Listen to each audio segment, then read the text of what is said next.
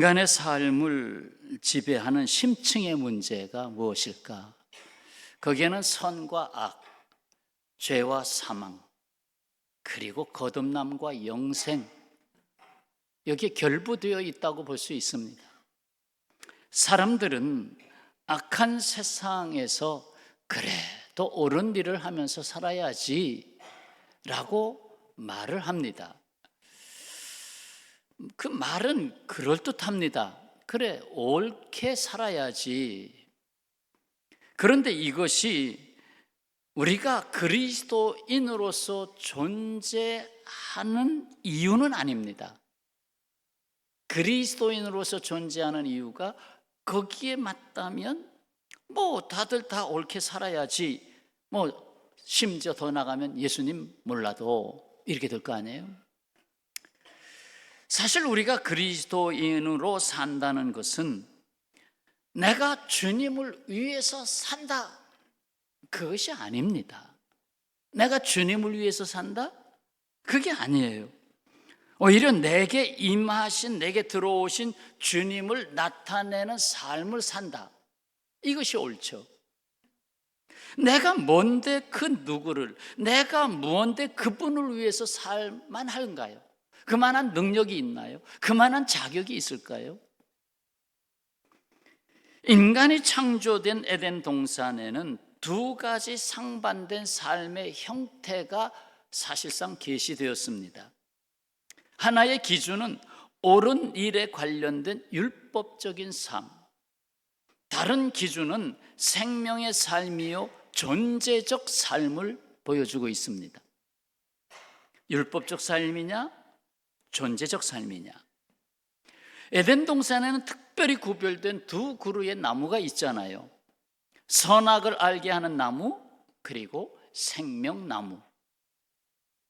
생명나무는 예수 그리스도를 표현합니다. 예수 그리스도. 처음에는 하나님은 인간이 예수님과 연합하여 누리는 생명의 삶을 의도하셨습니다. 그러나 아담과 하와가 타락함으로 인하여 생명나무로 가는 길을 잃게 됐습니다. 막힌 것이죠.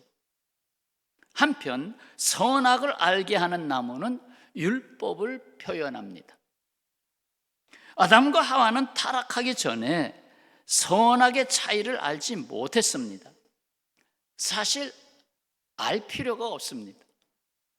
이것이 선한 거야, 이것이 악한 거야, 모르는 것 당연하고 알 필요도 없었습니다.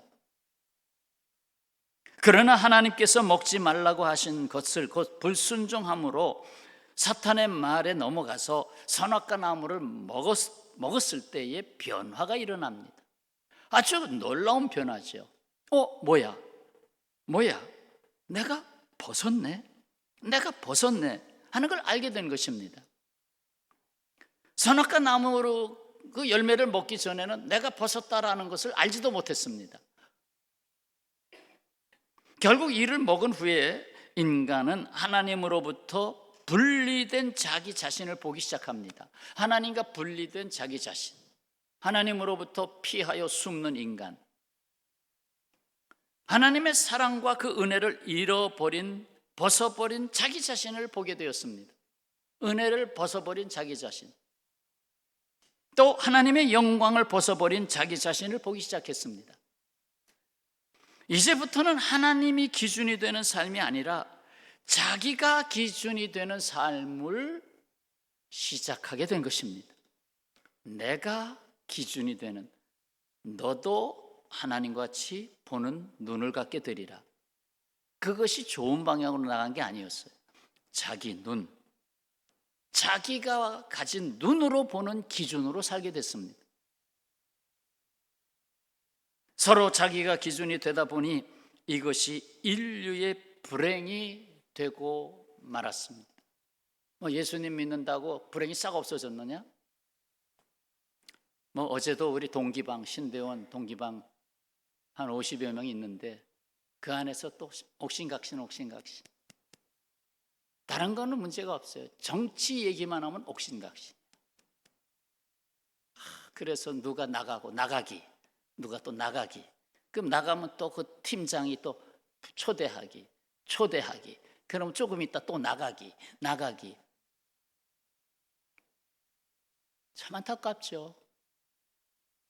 자기 기준으로 볼 때는 이게 옳고, 자기 기준으로 볼 때는 저게 옳고, 그러니까 그 안에 갈등이 생기는 거예요. 그렇습니다. 선악을 알게 하는 열매를 먹음으로 인간은 벗지 못하는 율법의 노예가 되었습니다. 그때부터 사람들은 선과 악의 잣대로 옳고 그름의 문제를 삶 속에서 먼저 보기 시작합니다. 다른 것부터 봐야 되는데 먼저 잣대를 가지고 보게 됩니다. 이로써 율법적 행위를 기반으로 하는 인간의 판단이 기준이 되게 되었습니다. 그러니까 선악과 나무가 기준이 돼버린 거예요. 생명나무가 기준이 돼야 되는데 선악과 나무가 기준이 돼버린 거예요. 그러나 하나님은 우리 인간을 선과 악을 판단하는 데 세월을 보내는 율법적 인간을 목적으로 창조하지 않으셨습니다. 하나님을 믿는 자로서 우리 안에 하나님의 생명이 충만하기를 원하신 것입니다. 하나님의 생명, 그 생명의 충만함, 그걸 원하신 거예요. 예수께서 이를 위해 오셨고 성령께서 이 일을 보존하고 충만케 하시기 위해서 우리에게 오셨습니다. 사람들은 선과 악을 판단 기준으로 하는 삶을 살기 때문에 네가 잘못했지 흔히 그러잖아요. 그렇기 때문에 거기서 가져오는 고통, 판단, 비방, 반목, 상처, 우열 등의 말들이 가득하게 됩니다. 사탄은 이 선악을 알게 하는 나무에 의지해서 살라고 하면서 아담과 하와에게 이 열매를 먹게 한 것입니다. 오히려 하나님은 생명나무로 상징된 예수 그리스도 안에 사는 삶을 원하십니다. 결과적으로 보면 인간이 범한 최초의 죄는 바로 하나님을 떠나 자기중심적인 삶을 선택한 것입니다. 자기중심적인 삶, 자기중심적인 사고와 자기중심적인 눈을 가지게 된 것입니다. 사실 자신의 노력으로 행위가 거의 바뀌지 않습니다. 그게 그거예요. 바뀐 것 같아도 또 보면 그게 그거예요. 도리어 율법 앞에서 죄책감만 늘어납니다. 법 앞에서 할 수 없지 죄책감만 늘어나는 거예요. 첫째 사람 아담은 에덴 동산에서 우리를 죄에 팔아넘겼습니다. 그것은 우리를 율법의 종으로 팔아버린 것과 크게 다르지 않습니다. 선악과 나무는 율법을 표현한다고 그랬죠. 이러한 곧 죄와 사망의 법에서 벗어나는 유일한 방법은 예수님 안에 있는 생명의 성령의 법에 의해 이끌림 받고 다스림을 받아야 됩니다. 함께 읽겠습니다. 오늘 본문 로마서 8장 2절. 이는 그리스도 예수 안에 있는 생명의 성령의 법이 죄와 사망의 법에서 너를 해방하였음이라. 아멘. 두 가지가 분명히 있죠. 예수 안에 있는 생명의 성령의 법. 바울은 고린도 교회에 보낸 편지에서 이렇게 말씀합니다. 고린도후서 3장 6절도 같이 읽을까요? 오직 영으로 함이니 율법 조문은 죽이는 것이요 영은 살리는 것이니라. 법은 사람을 죽이지만, 그래도 법이 자꾸 만들어지네. 법은 사람을 죽이지만 영은 살려주는 것이다. 그렇습니다. 그리스도인의 삶의 본질은 우리가 예수님을 위해 사는 것이 아니라 그분이 우리를 통해서, 나를 통해서 나타나시도록 하는 데 있습니다. 그리고 이것을 위해서 성령께서 우리 안에, 내 안에 거하시는 것입니다. 곧 내가 하나님을 위해 무엇을 하려고 애쓰는 것이 아니라 예수님이 내 안에 거하시도록 하면 예수께서 나를 통해서 일하시는 것입니다. 결국 성도의 삶은 주님을 위해서 무언가를 하려고 애쓰는 삶이 아니라 주께서 우리를 통해서 나타나실 수 있도록 받아들이는데, 응답하는 데 있습니다. 그냥 들어오세요. 내 안에 들어오세요. 그러면 되는 겁니다. 그건 내가 이루는 삶이 아니라 하나님이 이루시는 삶입니다. 율법은 인간이 지키려고 하면 할수록 죄인이 됩니다. 분명히 성경에 나오잖아요. 율법이 하는 기능, 율법은 너로 하여금 죄가 있음을 알게 하려고 율법이 있다. 그러니까 율법 앞에서는 점점 더 죄인이 되는 거예요. 하지만 성령께서 임하시고 성령께 순종하게 되면 율법이 원하는 그 근본을 이루게 됩니다. 그 근본 정신. 살인하지 말라. 율법이 있죠. 그러나 사실은 그거는 그 근본 정신은 내 이웃을 사랑하라. 거기에 있잖아요. 그 근본을 이루게 되는 것입니다. 요한복음 11장에서 예수님을 대접한 마르다와 예수님의 말씀에 머물고자 한 마리아의 이야기를 보게 됩니다. 잘 아시잖아요. 예수님은 말씀 앞에 자신을 맡겨드린 마리아에게 내가 좋은 편을 택했다 라고 했죠. 한편 마르다는 예수님이 오셨으니 어떡합니까? 이거 좋은 반찬을 만들어서 식탁을 준비해서 잘 대접해 드려야지 하고 분주합니다. 국도 끓여야지, 반찬도 만들어야지. 주님을 위해서 내가 무언가를 해드려야 되겠다 하는 생각이 강했죠. 이 이야기는 우리의 삶이 선악과 나무 곁에 살 것이냐 아니면 생명나무 곁에 살 것이냐라고 하는 교훈적 사건이라고 말할 수 있습니다. 마르다는 마리아에게 이렇게 바쁜데 왜 나를 도와주지 않고 예수님 곁에서 놀고 있느냐? 불평했습니다. 내가 무엇을 해야 한다는 율법적인 삶은 우리에게 무거운 짐을 안겨줍니다. 이 마르다는 무거웠어요. 무거운 삶을 살고 있어요. 그런데 오히려 성령의 역사 안에 예수 그리스도 안에 머물게 되면 그것은 기쁨과 평안을 그리고 쉼을 가져다 줍니다. 그래서 6절 말씀입니다. 오늘 본문을 지나서 계속 담게 되는데 육신의 생각은 사망이요 영의 생각은 생명과 평안이니라. 그렇습니다. 선한 일을 얼마나 했느냐 하지 못했느냐를 먼저 보려고 하는 눈은 생명나무를 보지 못합니다. 선악을 구별하지 말라는 것이 아니에요. 이건 선한 거야, 이건 악한 거야 구별해야죠. 근데 그것에 초점이 있는 것이 아니라 성령님의 임재가 없이는 그 구별하는 것 자체가 오히려 문제를 낳는다는 거예요. 우리가 성령님 안에서 영적인 그리스도인이 되기 위해서는 바로 선악과 나무에서 생명나무로 옮겨가는 결단이 필요합니다. 예수님은 이 땅에 잃어버렸던 생명나무로 오셨습니다. 선악과 나무 곁에서 늘 상처만 있고 고통하는 인생들에게 오셔서 선악을 알게 하는 나무의 매인 죄와 사망의 저주를 십자가 대속의 사역을 통해서 거두시고 우리를 생명나무 곁으로 초대하셨습니다. 여러분, 여전히 아담과 하와가 따먹은 선악과 열매를 우리도 무심결에 따먹고 있습니다. 무심결에. 선악을 판단하는 율법적 논리로 이 세상을 살면 우리는 여전히 불행하게 살 수밖에 없습니다. 이 세상에 의인은 한 사람도 없기 때문입니다. 나 자신을 포함해서 그렇습니다. 잘했다, 못했다, 왜 그렇게 했느냐? 그게 아니라 사랑한다, 용서한다, 최선을 다했구나. 방법이 바뀌는 거예요. 말이 바뀌는 거예요. 생명나무로 다시 오신 예수님, 그리고 주께서 승천하신 후 보내신 성령님의 인도를 받는 삶이 되시기를 바랍니다.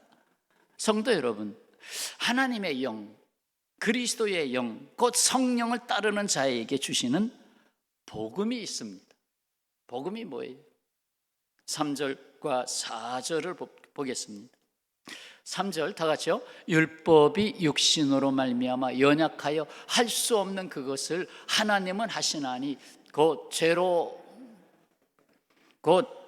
말미암아 자기 아들을 죄 있는 육신의 모양으로 보내어 육신의 죄를 정하사. 4절 육신을 따르지 않고 그 영을 따라 행하는 우리에게 율법의 요구가 이루어지게 하려 하심이니라. 할 수 없는 그것을 하나님은 하신다. 율법의 요구를 내가 감당하지 못했는데 성령을 따르면 이루게 된다 하는 것입니다. 그렇습니다. 나는 할 수 없어도 하나님은 하신다라는 것을 믿으시는 여러분 되시기를 바랍니다. 오히려 그게 감사한 거예요. 나는 할 수 없어도, 나는 할 수 없어도 이 고백이 돼야 돼요.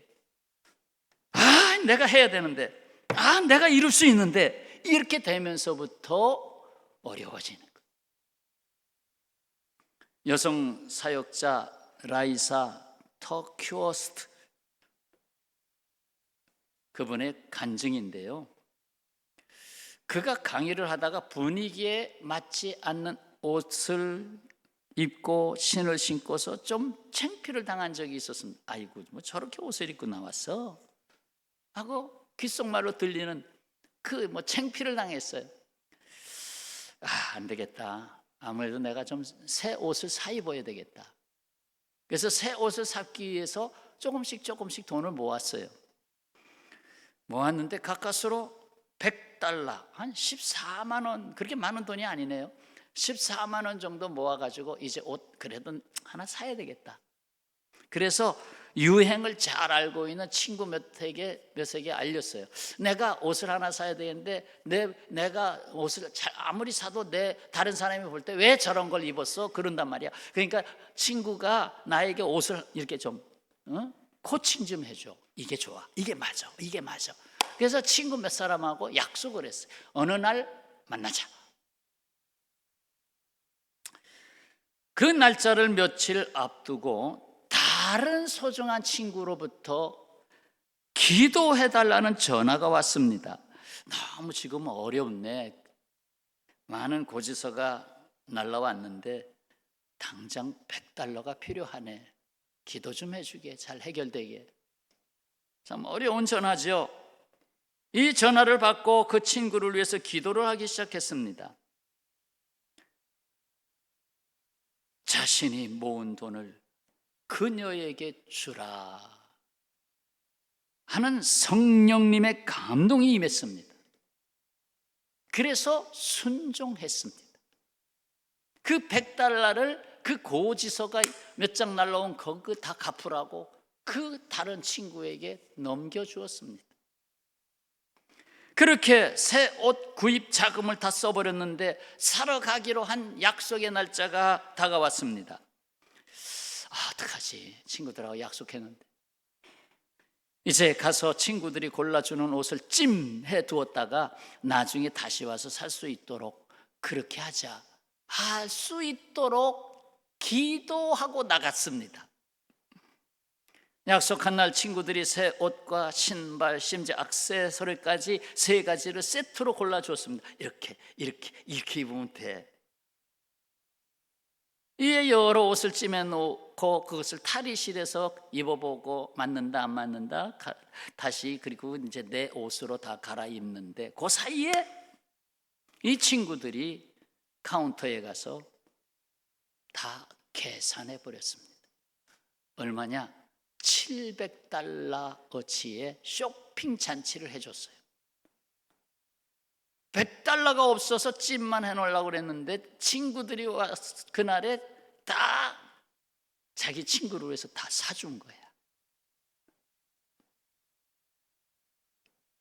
하나님께서는 내가 친구에게 준 작은 선물을 받으시고, 물론 성령의 감동으로 한 일이죠. 다른 친구들을 통해서 역시 성령께서 하신 일이죠. 7배로 갚아주셨습니다. 7배, 보통 갚으시면 7배로 갚으시나 봐요. 7배의 은혜가 있기를 축원합니다. 그는 이 사건을 통해서 축복의 원리에 충격을 받았습니다. 하나님이 하시는 일에 충격을 받았습니다. 한편으로는 아주 겸손해질 수 있었습니다. 내가 하는 게 아니구나. 역시 나는 약하다. 나는 할 수 있는 형편이 아니다. 근데 내가 하는 것이 아니다. 그리고 간증을 했습니다. 책이 나왔습니다. 2007년 규장 출판사에서 즉각 순종이라는 책이 나왔습니다.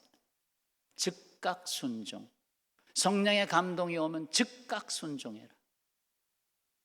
하나님이 하신다. 하나님이 복 주실 은혜가 있다. 테스트하는 거죠. 어떻게 보면 하나님 테스트하는 거예요. 전적으로 성령의 이끄심에 순종함이 있습니다. 그 순종함에 따르는 축복이 있습니다. 마가의 다락방에도 순종이잖아요. 내가 약속한 것을 기다리라. 예루살렘을 떠나지 말고 기다리면서 기도해라. 그래서 순종한 사람들을 위해 성령이 내렸어요. 바깥에 내린 게 아니에요. 성령의 임재는 순종하는 사람들에게 내린 거예요. 하나님은 에덴 동산을 지으시고 하나님을 사랑하며 하나님께 순종할 벗을 원하셨습니다. 선택의 자유가 없는 로봇을 원하신 것이 아닙니다. 순종은 하나님께 대한 인간에게 주어진 최고의 의지입니다. 순종은 최고의 의지다. 그러므로 나의 순종은 복 주시는 하나님의 권위에 대한 나의 응답이다. 종교성이 없는 동물들은 천년 전이나 지금이나 살아가는 방식이 똑같습니다. 동물에게는 영이 없지만 인간에게는 하나님을 예배할 수 있는 영을 주셨습니다. 곧 동물은 본능에 따라 사는 존재가 되고 인간은 영을 따라 항상 새롭게 하시는 영을 따라 하나님을 예배하며 하나님의 뜻에 응답할 수 있는 존재로 지음받았습니다. 자, 로마서 8장 9절입니다. 만일 너희 속에 하나님의 영이 거하시면 너희가 육신에 있지 아니하고 영에 있나니 누구든지 그리스도의 영이 없으면 그리스도의 사람이 아니라 성령이 너희에게 임하지 않으시면 그리스도인이 아니다. 성도 여러분, 육신의 생각에 응답하시겠습니까? 아니면 영의 생각에 응답하시겠습니까? 이 말씀 앞에서 응답해 보시죠. 5절 6절이죠. 육신을 따르는 자는 육신의 일을, 영을 따르는 자는 영의 일을 생각하나니. 육신의 생각은 사망이요 영의 생각은 생명과 평안이니라. 아멘. 영의 생각에 응답하게 하시는 그것도 성령께서 하시는 일입니다. 성도 여러분, 성령께서 임하시면 놀라운 복음이 아닐 수 없습니다. 왜요? 놀라운 자유를 주시기 때문입니다. 2절의 말씀입니다.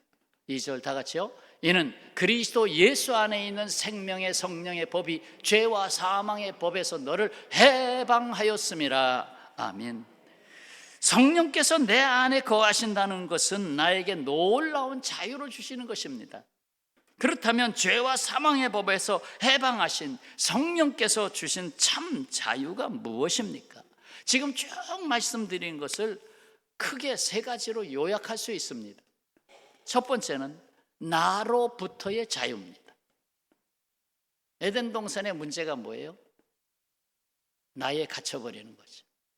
이제 내가 신이 되면 돼. 위로 하나님 필요 없어. 내가 신이 되면 돼. 이제 다시 성령께서 하신 일, 나로부터의 자유. 자기 중심의 사고방식에서 타자 중심의 사고, 함께 사는 삶으로 나아가는 자유입니다. 현명한 수도사가 젊은 제자를 받아들였습니다. 그런데 제자는 모든 일에 불평이 많았습니다. 투덜거렸습니다. 어느 날 아침 수도사가 제자를 불러서 소금 한 줌을 가지고 와라. 그리고 소금을 물컵에, 물이 담겨있는 컵에 털어 넣게 했습니다. 그리고는 그 물을 마시게 했습니다. 그냥 제자는 그냥 생각 뻔한 거죠. 엄청나게 짤 거를 알고 있잖아. 찌그리면서 그냥 다 먹지는 못했을 겁니다. 그런데 수도사가 물었습니다. 맛이 어떠냐? 짭니다. 수도사가 다시 소금 한 줌을 가지고 와라. 그리고는 이렇게 한 줌을 가져왔잖아요. 근처 호숫가로 데리고 갔습니다. 그리고는 그 주먹 그대로 물속에다 호수물에다 넣고 흔들어서 자 녹아서 다 빠져나갔어요. 수도사는 다시 제자에게 묻습니다. 자, 컵에 물을 담아서, 호수물을 담아서 마셔봐라. 맛이 어떠냐? 시원합니다. 짜더냐? 짜지 않습니다. 그러자 수도사는 이렇게 말합니다. 인생의 고통은 순수한 소금과 같다. 그 소금 짠맛처럼 엄청 쓰고 짠 소금과 같다. 하지만 짠맛의 정도는 고통을 담는 그릇에 따라 달라진다. 지금 내가 고통 속에 있다면 컵이 되지 말고 호수가 되라. 컵이 되지 말고, 컵은 내 자기중심적 자아다. 컵이 되지 말고 넓은 세계로 호수가 되라. 그렇습니다. 자기라는 컵에서 함께라는 호수로 나아간 것입니다. 마가의 다락방에 임하신 성령, 그 성령을 받은 자는 예루살렘이라는 컵에서 땅 끝까지라고 하는 세상으로 나아가는 발걸음을 시작했던 것입니다. 두 번째는 율법으로부터의 자유입니다.